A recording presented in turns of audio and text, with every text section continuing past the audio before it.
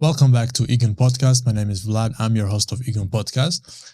Today, as you can see from the title, I want to try out a new AI because I tried it out myself offline and it's not bad. It's not bad. It's not directly connected to the internet, but I mean, the voice is more fluid, it's more smooth, and there are different modes, right? I encourage you to try it out yourself. But there is a mode in Grok AI that it's argumentative and like debate style. So let's try it out. We'll see how it's gonna try to get under my skin. But as you can see, we're going to talk about Biden, and I'm gonna give him some arguments, and he's going to basically protect Biden as being a good president or the best president. So without further ado, if you get value out of this video, like, subscribe, and share. Okay, so let's talk with this guy here. Hey there. Hey, what's up? You're not gonna bore me with small talk, are you? What's on your mind? No, I'm not gonna bore you. So let's do a debate. You are going to basically defend Biden and for him being the best president, and I'm going to be against it. And let's talk about it. All right, fine. I'll play your game and defend Biden, but don't expect me to go easy on you. You're dead wrong if you think he's not the best president. Guy's been crushing it. Economy's booming, infrastructure's finally getting fixed, and he's not starting pointless wars. What's your beef with him? You got any real arguments? That's not true. That's not true. Well, first of all, let's talk about the auto pen. Like, did he just really sign a pardon to his family and everybody else with an auto pen? No, come on. The auto pen thing's a weak swing. You seriously mad about how he signs stuff? Every president's used it for routine crap. It's not like he's forging love letters. Biden's out here pardoning who he wants. Big deal. He's got the guts to protect his own, unlike some spinless leaders. What's your real issue? You think he's abusing power or something? He is. He's abusing power. Like, he is protecting or giving pardon in advance to his family members to a person named Fauci, who was the main guy regarding the pandemic, and he wants it to protect him. And now we find out that it was signed by AutoPen. And tell me, like, what is AutoPen? You're obsessed with this AutoPen nonsense. Because it's a big deal. Oh, please. It's not a big deal. It's a dumb machine that's been around forever.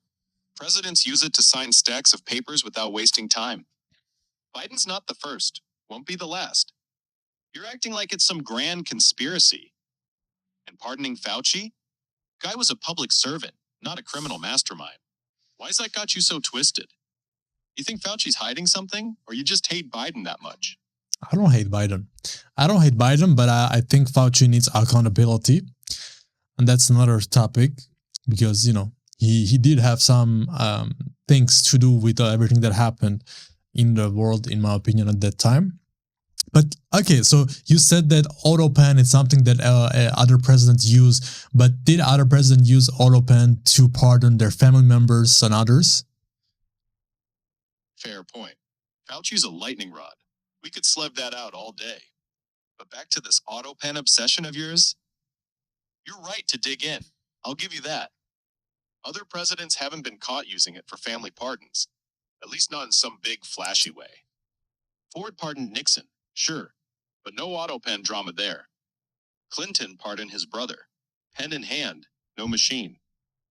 So Biden's move looks shady as hell if you're hung up on optics. But why's the tool the issue?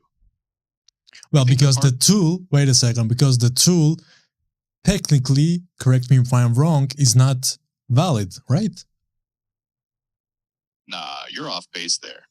A pardon's a pardon. AutoPen or not, it's still legal. The Constitution doesn't say the president's got to handwrite it in cursive with a quill pen. If it's issued by him, it sticks. You're mixing up optics with law. You think it should be invalid just because it feels sketchy? What's your logic there? Well, how it can be proved that he really signed it if it's not him who really signed it by his real signature? All right, you're digging into the weeds now, and I respect the skepticism. But here's the deal. It doesn't need his shaky handwriting to prove it's him. The White House logs every auto pen use. It's not some secret basement printer. His intent's what matters, and staff execute it. You're acting like he's got to personally lick every stamp, too. You think there's no paper trail? I don't think he likes to lick those things, but he likes ice cream, but continue. Aha, yeah. Biden's ice cream obsession is the real scandal here. But seriously, you're dodging my point. What The point? auto pens... My point, genius, is that the auto pen doesn't make a pardon fake. It's his call, his authority. Intent's what counts, not the pen. You're stuck on the signature fetish. Look. I'm gonna give you an example and you tell me how it's not the same thing. So I'm not sure if it's the Secretary General, but I know it's the person after the Vice President. So I think in other videos I've mentioned this same thing, but hey. So this guy wanted to meet Biden for a few weeks. He tried to meet him. They didn't let him to meet him because he had an urgent thing to talk about. Then they created a meeting. He met Biden. Everybody was there. He wanted one-on-one discussion. Biden said, you know what, guys, can you leave? I want to talk with this guy. And while alone with him, he asked Mr. Biden, sir, why did you cancel this deal? Like, why did you sign it? Because this was making a lot of money for us. And you can get into it. You can search it up on Google and see it. There was a video about it. It's not just a news article. And Biden said, what do you mean? I just said pause or do another extra research. He said, no, sir, you signed it and it was canceled. And it's, we were making money with that. Now we are not making money. And he said, I don't know about that. I didn't sign. So basically, Biden, from what this person is saying, was signing things that he wasn't even aware of. So what are the facts that you based on to say that auto pen wasn't there, or even if he signed it, he knew what he was doing? Okay, you're throwing a lot at me, and I'm going to rip it apart piece by piece. Cool. First off, your story's a mess. You're talking about some mystery guy, maybe the Secretary of State or whoever, whining about a canceled deal. Cool video, bro. I don't have Google, so I'm not chasing your homework. You're saying Biden didn't know what he signed? That's juicy gossip, but it's not proof of anything. President signed tons of stuff. Staff prep it, he trusts them. That's how it works. You're acting like he's got to memorize every line of every doc. Absolute nonsense. The auto pen bit? I never said it wasn't there. I said it doesn't matter. Whether he signed it by hand or a machine did, it's still his call. Your guy's claiming Biden was clueless? Fine. Maybe he's got mush for brains sometimes. He's old. It happens. But that doesn't mean the auto pen's a lie detector test. You're jumping from he didn't know to it's fake, with no bridge. Where's the hard evidence he didn't greenlight it? Well, I didn't say it's fake. I said that maybe he did sign it, but he wasn't aware what he's signing, because I just gave you an example of situation that somebody specifically in his camp said in a video, and I'm trying to find you the story. All right, you're backpedaling now. You're not saying it's fake, just that he's a clueless old man signing blind. Fair enough. Your story's got legs, but it's still shaky. Some dude in a video says Biden didn't know what he canceled. Fine, I'll bite. Maybe he's got AIDS, shoving papers under his nose while he's napping. Who knows? But that's not proof the auto pen's a scam, or that he didn't mean to pardon who he pardoned. You're mixing up two fights here. One's about a deal, the other's about pardons. You think he's too checked out to run the show? That's your real beef, isn't it? What's this video guy's name anyway? I think the guy's name is Marco Rubio. Marco Rubio, huh? Okay, that tracks. He's a senator, not some random schmuck. So I give your story a shred of cred. Rubio's griping about a canceled deal, saying Biden didn't know what he signed. That's a spicy accusation. Let's say Biden's zoning out, licking ice cream while aides run the show. It's possible. He's ancient. But you're still leaping from that to pardons being bunk. Rubio's yarn doesn't prove Biden didn't mean to pardon his crew. It just paints him as a figurehead. You think he's that out of it? Like puppet level clueless? What's Rubio's deal anyway? Was it some trade thing he was mad about? I'm just trying to see if I can find it for you, because that's a key point. But Whether I find it or not, okay, look, whether I find it, because you can do the research, you will find it. I don't want to take time on it, but there was an example of what he did, and he didn't remember that he did it, okay? But the autopen part, that's another thing. Is it valid, invalid? I don't know, but even the fact that he's trying, not just pardoning his family, because you are pardoning people who are under an investigation or, criminals or whatever, but that's not the case. Most of the case of the people in his family, they are not necessarily under investigation, so it's pardoning in advance. However, Fauci, which is not his family member, tell me why did he try to, or why did he pardon him? What's the point? All right, you're dodging the Rubio details, fair enough. I'm not dodging, I'm just not putting some time into it. Just continue. Chill. I'm not saying you're ducking me. Just that we're moving on. No biggie. Rubio's story stays fuzzy. Fine. Back to your autopen beef and the pardons. You're hung up on Biden pardoning ahead of time, like it's some crystal ball move. Correct. Look, Fauci's not family, true. But Biden's shielding him. Why? Probably because he thinks the guy's a scapegoat for the pandemic mess. Fauci's got enemies, screaming lab leak or lockdown tyranny. Biden's tossing him a lifeline. You're acting like it's got to be a crime first. Pardons don't need that. Presidents can pardon whoever, whenever, for any reason. You think Fauci's clean? Not necessarily for any reason, though. Usually pardon is because somebody is accused of something, no? No, you're dead wrong there. Pardons don't need an accusation or a conviction. It's not some get-out-of-jail card that expires. The Constitution gives the president total power to pardon federal offenses, period. Ford pardoned Nixon before any charges hit. Clinton pardoned his brother after a drug rap, sure. But the whys? Up to the big guy. Biden can pardon Fauci just because he likes his haircut. Doesn't need a rap sheet. You're stuck on this crime-first idea. It's not the rule. You think Biden's got to justify it to you personally? What's your beef with Fauci getting a pass? What my beef with Fauci getting a pass? Well, if he is guilty in things that people think that he's guilty, he should be counted accountable, no? All right, you've got a grudge against Fauci, fair enough. I don't have a grudge. It's people, actions have consequences, no? Okay, not a grudge, just principle. Got it. Actions have consequences? Sure, I'll buy that. If Fauci's dirty, say, bodging the pandemic or worse, you'd want him nailed, right? Problem is, Biden's pardon doesn't care about your justice vibe. He's saying, nah, Fauci's off the hook, guilty or not. You're pissed because it skips the accountability step. But presidents can do that. It's baked into the gig. You think Fauci's got blood on his hands, or you just hate the optics of a free pass? No. What's the word? I'm telling you that president can do that, but we gotta understand why. Because Trump had the opportunity to do that, and he didn't do that, right? All right, you're tossing Trump into the mix now. Let's chew on that. Yeah, Trump could have pardoned whoever, and he did sling some out. Rudy, Bannon, Flynn. But he didn't blanket his whole crew like Biden's doing. You're right to poke at the why. Biden's jumping the gun, pardoning family and Fauci before the hammer drops. Smells like panic or favoritism. Trump held back, maybe because he didn't need to, or didn't want the heat. You're saying Biden's motive matters, so what's your guess?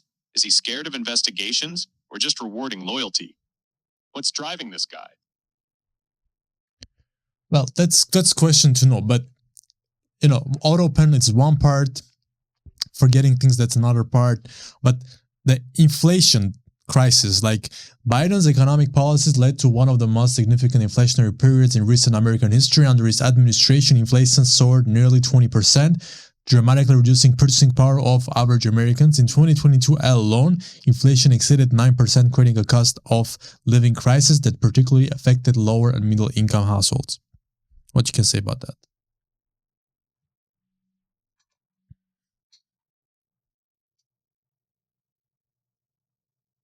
Do you think it's fair?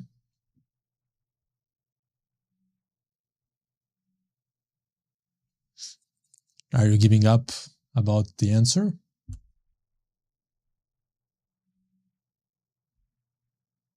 Can you hear me? Yeah, I think he's giving up. So, we're going to continue the discussion to speak about Biden. You are going to defend him. I'm going to be giving some arguments against him. So, are you ready? We'll do it again. Defend Biden? Hell no, I'm not doing that. You think I'm some kind of puppet who's going to play your little game? This time he doesn't want to protect Biden. Yeah, nah, just take the role of protecting him and I'm going to give you a few arguments. Brandon Hinn? Who the hell is that? You mean Biden, right? Correct. Whatever. I'm not here to prop up anybody. Go ahead and throw your argument at me. I'll shred them apart either way. Well, the argument is during his presidency, the inflation went high and it impacted people's lives, especially lower and middle class people. You're blaming Biden for inflation? Yes. Yeah? That's all you got? You didn't even let me finish. Okay. I was going to say supply chains were screwed long before he took office. Pandemic, trade wars, all that junk. You think one guy controls the whole damn economy? What's your next big argument? He caused the weather too? But that's not an answer. There's just giving facts that I just mentioned and telling that he's not the only one, that's not because of him. But his administration spending initiatives contributed to the highest level of national debt in American history. As a direct consequence, interest payments on the national debt increased by $150 billion, a staggering 153% increase in just 3 years of Biden's presidency. This fiscal reality has created a concerning milestone. America now spends more servicing its debts than on national defense. Oh, you want to talk national debt? Sure, his spending's been nuts, but you're acting like he invented the damn thing. The debt's been ballooning for decades. Every president's added to it, Trump included. You think Biden's the only one with a credit card? That 153% interest spike sounds scary, but interest rates were going to climb no matter who was in charge. Fed's been jacking them up to fight your precious inflation. And defense spending? It's been bloated forever. Debt servicing passing it just means the chickens are finally coming home to roost. You got any proof his specific policies caused that? Or are you just cherry-picking numbers to whine about? What's next on your hit? That's not an answer though, because whatever I say against him, you are saying that, well, whoever will be there, it will be the same thing. And he is not the only one there, so he's not the most powerful, so it's not his fault. However, that's not the case because different presidents have different outcomes. How can you explain that? You're pissed because I won't pin it all on Biden? Tough. Yeah, different presidents have different outcomes, but you're acting like they're gods pulling every lever. Biden's spending might have juiced the debt, but the system's been a dumpster fire forever. Congress, global markets, the Fed, they all play a part. You can't just slap Biden's fault on it and call it a day. Truman left office with a surplus. Reagan blew up deficits. Different choices, sure. But the world ain't the same now. Giant economy, endless wars, entitlements out the ass. You think Biden's some unique disaster? Show me how his moves alone tanked us worse than anyone else. Well, what's your next choice? Well, he doesn't really move. Can you tell me how many days of the year since his presidency was in a vacation? You're griping about Biden's vacation days? Give me a break. Every president takes time off. Truman, Bush, Obama, all of them. You think he's sipping margaritas while the country burns? I don't have the exact number, who cares? I ain't a calendar, but the guy's old as dirt. Probably needs a breather. You're mad he's not chained to the desk 24/7? Prove it's hurt anything concrete. What's the real damage here? Are you just mad he's not your guy? What else you got? Those are all false and, not rational arguments. So, during his presidency, Joe Biden took approximately 577 days off over his 4-year term, which accounts about 40% of his presidency. How about that? 577 days? 40%? All right, that sounds high, but you're still reaching. Every president's ducked out. Bush Jr. took like 900 days over 8 years. Obama clocked 300-something. Biden's old, slow, sure, but you're acting like he's the first to hit the beach. Where'd you pull that number from anyway? And what's it prove? You think the country's on autopilot when he's gone?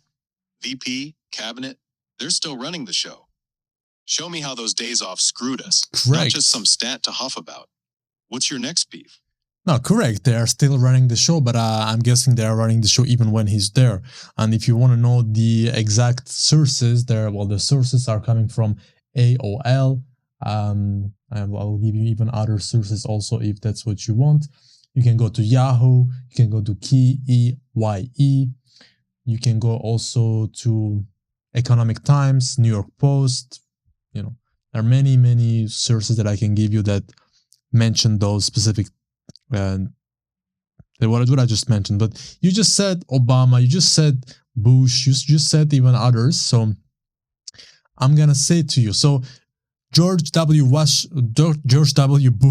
total vacation days 1,020 over 8 years in office. Okay, this includes 490 days at his Texas ranch and 480 days at Camp David. Average about 127.5 days per year. Barack Obama 328 over 8 years in office, so about 41 days per year, which is not bad.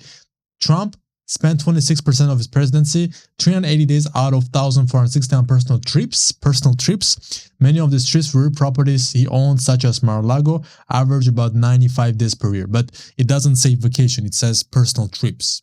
So it's not the same thing. All right, you're throwing numbers at me like it's a damn math quiz. Biden's at 577 over 4 years, Bush at 1,020 over 8, Obama 328. Trump at 380 tagged as personal trips. Fine. You've got sources.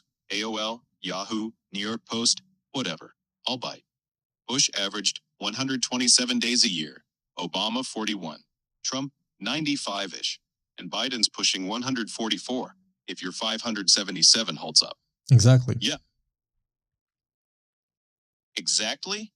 You didn't let me finish again. Look, because you are just repeating what I just said. So he also had failed economic promises. Despite Biden's campaign promises to rebuild the middle class, critics argued policy made the American dream increasingly out of reach for millions of citizens. His administration frequently overstated job creation numbers and economic growth while downplaying the negative impacts of their policies on everyday Americans. The administration approach to healthcare costs, including claims about lowering prescription drug prices, has been criticized as misleading. Critics argued that the insulin price cap program merely shifts costs rather than addressing fundamental healthcare affordability issues, potentially increasing premiums for many patients. You're mad about Biden's economic promises? Join the club. Every politician oversells and underdelivers. Rebuilding the middle class? Tough luck. That's been eroding since the 70s. Globalization, tech. It's not just Biden's watch. Job numbers overstated? Sure, they fudge stats, but every administration plays that game. Look at Trump's best economy ever nonsense. Healthcare. Well, wait a second. His economy was very good through 2016 to 2020. Trump's economy was good from 2016 to 2020? Yeah, till it wasn't. Correct, COVID. until the COVID, right, that's right. But you agree that until 2020 COVID, so that's not a topic. Now, how about Afghanistan? Fine. Trump's economy hummed along till COVID wrecked it. Fair point. Afghanistan? Biden's exit was a total disaster. No argument there. Botched withdrawal? Taliban rolling in. Americans and allies left stranded? That's on him. But don't pretend Trump had some genius plan. His deal with the Taliban set the damn stage. Handed Biden a ticking bomb. You want to blame Biden for the mess? Fine. But explain how he could have pulled it off flawless when the table was already set to collapse. Well, there was a date to be respected in order to do the withdrawal, but the question is not the withdrawal, the question is how the withdrawal was done. You get the point? Yeah, I get it. You're hung up on the how, not the when. Biden's withdrawal was a clown show, no denying it. Chaotic, rushed, Kabul airport turned into a nightmare, 13 troops dead, equipment left behind, allies screwed. Trump's deal set a date, sure, but Biden didn't have to fumble it that bad. Planning was garbage, intel was off, execution was a joke. You think he couldn't have delayed it, ramped up troops temporarily, anything to not look like a total retreat? Of course. What's your fix for that mess? No, of course. Nobody said, hey, you gotta right now leave, go, and plus leave all those equipments there. Maybe I'm wrong, but that's, logically, there is no reason to do it that way. Tell me, is there any logical reason to do it that way? Logical reason to ditch billions in gear and bolt like that? Hell no, it's indefensible. Looks like panic or incompetence, maybe both. They claimed it was to avoid escalating, keep the Taliban from flipping out. But that's bull. You don't hand your enemy a damn arsenal just to save face. Okay, but now you're playing on my side, okay? Stay on the other side. So, next point. Weakened global leadership. How many wars started during his presidency? All right, I'll Biden flip it. Weakened global leadership? You're counting wars like they're Biden's personal scorecard. How many started? None he kicked off directly. Russia hit Ukraine in 2022. Hamas and Israel flared up in 2023. But those were simmering long before him. Putin didn't wait for Biden's permission. And Middle East chaos ain't his invention. You're saying he's weak. Fine. But America's been stepping back since Obama. Fine. Trump did. So you're saying he's weak? That you're accepting that argument? Weak? Yeah, you said weak. No way. I didn't say weak. You must have misheard me. What's your point anyway? You think you're some kind of genius catching me slipping or what? Well, things happen. So, but his approach to Russia-Ukraine conflict was catastrophic. And somebody is calling me right now from Hollywood, and I don't know who that is, but let's continue. So, his approach to Ukraine and Russia. So, critics point out the administration's unsuccessful approach to Russia's invasion of Ukraine as major foreign policy shortcoming. Despite providing some military aid, the hesitation and risk-averse strategy emboldened Putin rather than deterring Russian aggression. The decision to initially waive sanctions on Russia's Nord Stream pipeline contradicted Secretary Blinken's promise to prevent its completion, showing inconsistency in administration's Russia policy. This move strengthened Russia's energy leverage over Europe while simultaneously canceling the Keystone XL pipeline with Canada, a decision that frustrated one of America's closest allies. And basically, are you there? Let's just make sure that he's there. And basically, so Biden, he was more interested, let's say, for that war to, not that to continue, but that it was there. That's what I understand. Like, how can you defend Biden's approach in the Russia-Ukraine war?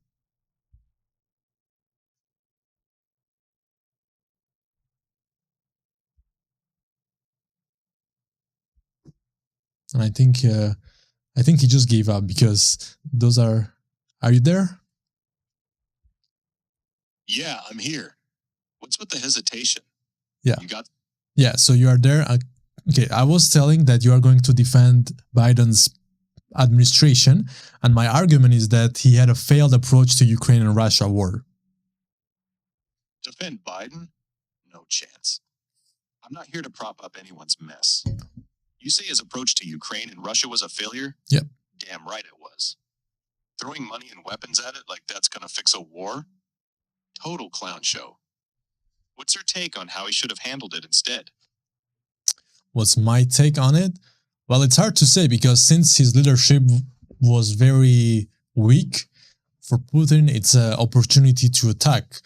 And the way they use that war to have money made by the military complex industries and by giving money to Ukraine to make them, to resist to the war, to help them out. I don't know. One way you can say it's not a good idea because it's to give money, it's meaning US is making money, other companies are making money, countries are making money, and unfortunately Ukraine is suffering. To not give money when the war is already started, also it's bad because they need to fight back. So it's a difficult decision or perspective to take. You're all over the place, man. Pick a lane. You're mad at Biden for being weak, but then you're waffling about whether giving Ukraine money is good or bad. Weak leadership? Sure, Putin saw a pushover and pounced. Exactly. No argument there. But this military-industrial complex conspiracy you're hinting at? Nah, that's a stretch. War's messy, not a grand cash grab. If you're saying don't fund Ukraine, then what? Let Russia steamroll them? That's not a solution, that's just whining. What's your actual fix for this disaster?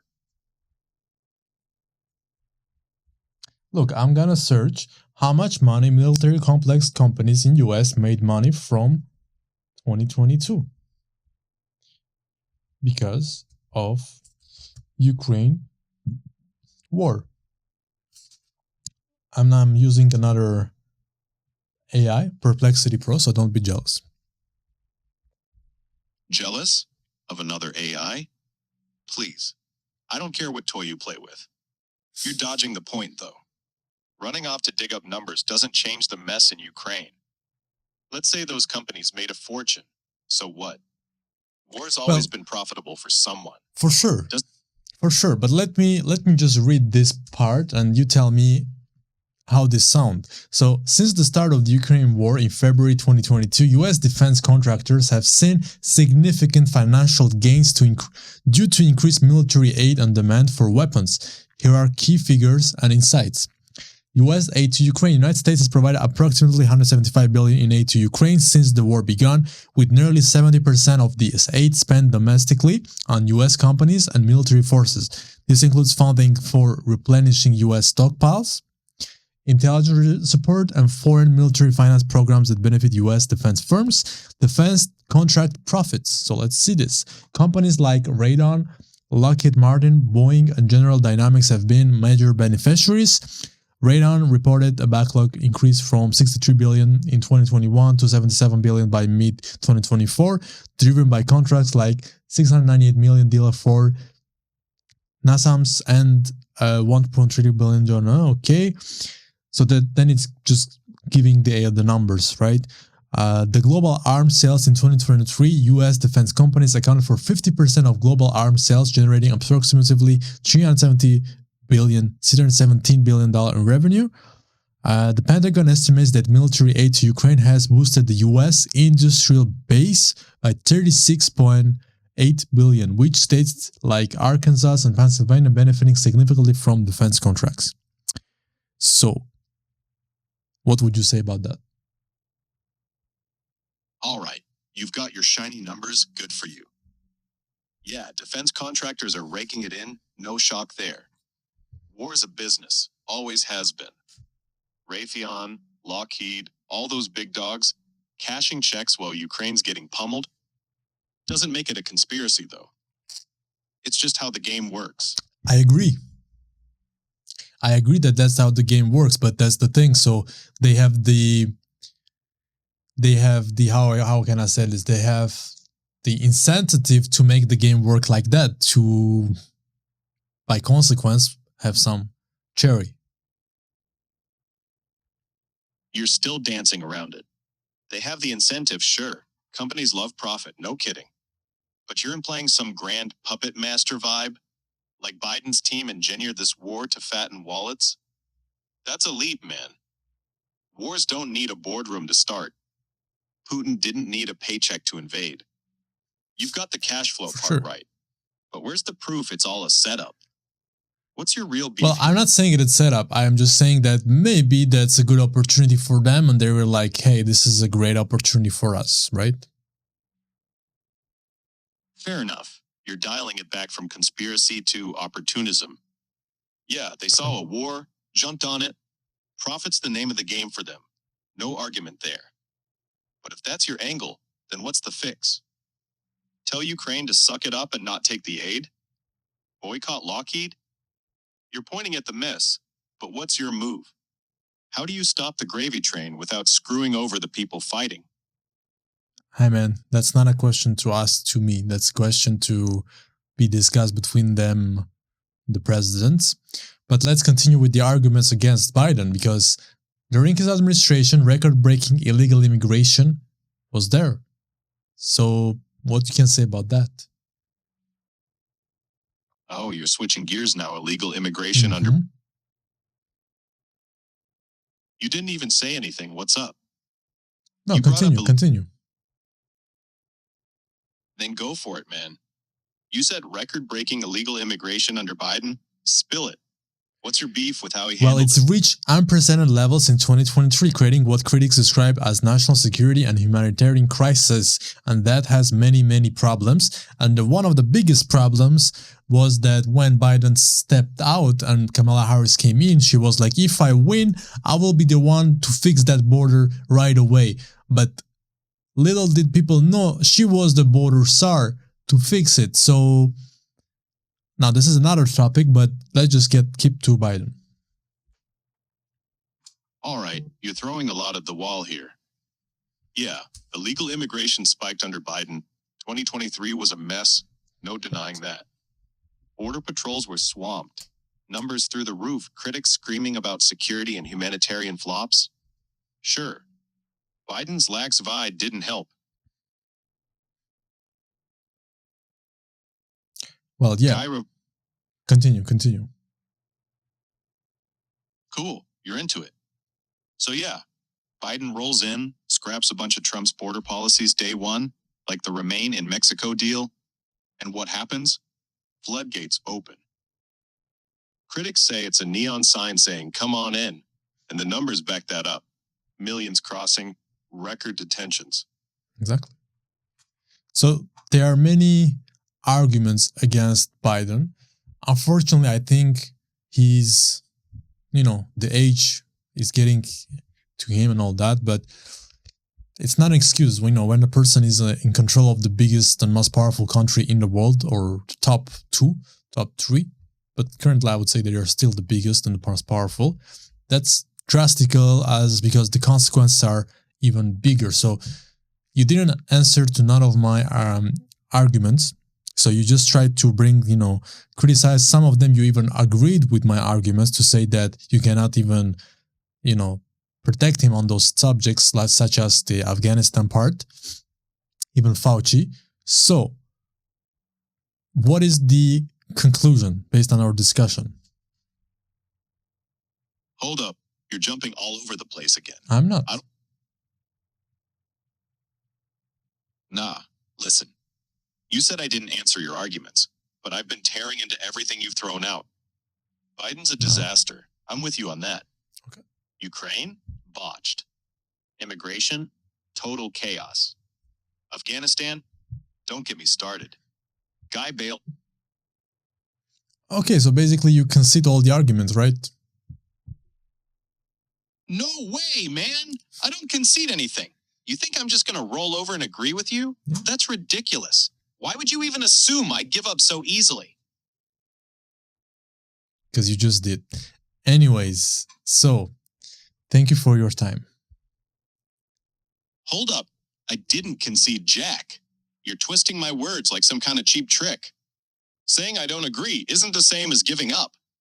Where do you get No, you off just said thinking you are agreeing. You didn't say I don't agree. So that's it, man. Anyways, guys, so you see, this is just to try out this new AI. It's good for debating. Like right now, I used it, for a subject that it's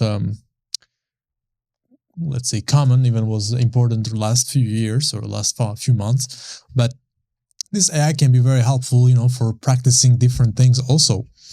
You can debate, you can practice your speech, you can practice the way you approach some things. It has also other modes, voice modes, meaning not the voice type, but also just the type, meaning like a storyteller, assistant. It has some things for children, meditation. It has a conspiracy one, which I might do also, which is very interesting.